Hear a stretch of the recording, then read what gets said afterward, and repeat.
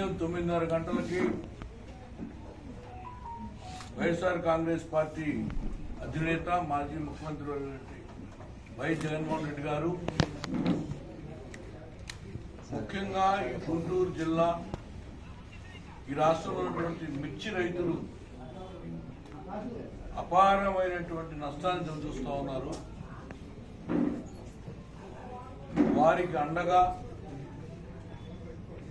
ఈనాటి ఆంధ్రప్రదేశ్ ప్రభుత్వం ఏ రకంగా ఈ మిర్చి రైతులను ఆదుకోవాలి,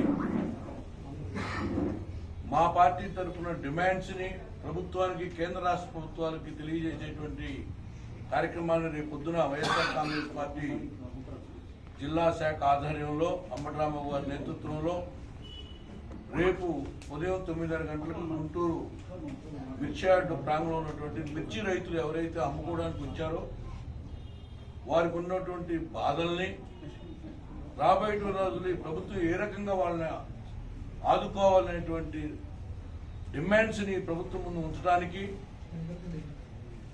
అవసరమైతే మా పార్టీ మిర్చి రైతుల తరఫున పోరాటం చేయడానికి కూడా సంసిద్ధంగా ఉండటానికి రేపు మమ్మల్ని అందరినీ సన్నాహం చేయడానికి కూడా రేపు వస్తున్నారు. అందుకని వారికి స్వాగతం పలుకుతూ రేపంతా కూడా మిర్చి యార్డులో రైతులు జగన్మోహన్ గారి వస్తాను బట్టి మీకున్నటువంటి కష్టాలని, మీకున్నటువంటి బాధల్ని, మీకున్నటువంటి గిట్టుబాటు ధర లేక ఏ రకంగా అప్పుల్లో కూరుకుపోతున్నారు అనేటువంటి విషయాన్ని ఇటు కూడా ప్రభుత్వం తరఫున ఒక్కళ్ళు కూడా ఇంతవరకు స్పందించాల.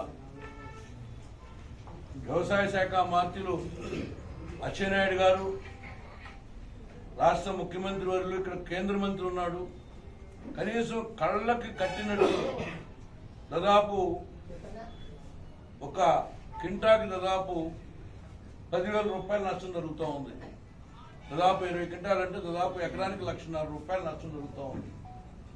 అటువంటి నష్టాన్ని పూడ్చేటువంటి బాధ్యత ఏ రకంగా తీసుకోవాలనేటువంటి ప్రభుత్వం విఫలమైంది కనబట్టి ఈరోజు మేము ప్రతిపక్షంలో ప్రభుత్వం దృష్టికి తీసుకెళ్ళినటువంటి రేపు వస్తున్నారు జగన్మోహన్ రెడ్డి గారు. అందుకని డెఫినెట్ గా ఈ గుంటూరు జిల్లా ఉన్నటువంటి రైతు సంఘాలు మరి మాకు బాధ్యతగా నిలిచి మిర్చి రైతును ఆదుకునే విధంగా ముందుకెళ్లాలని చెప్పి జగన్మోహన్ రెడ్డి గారిని నేను స్వాగతం పలుకుతున్నాం. డెఫినెట్ గా రేపు పొద్దున డిమాండ్స్ అన్ని కూడా రేపు 9:30కి జగన్మోహన్ రెడ్డి గారు ప్రభుత్వం ముందు ఉంచుతాం.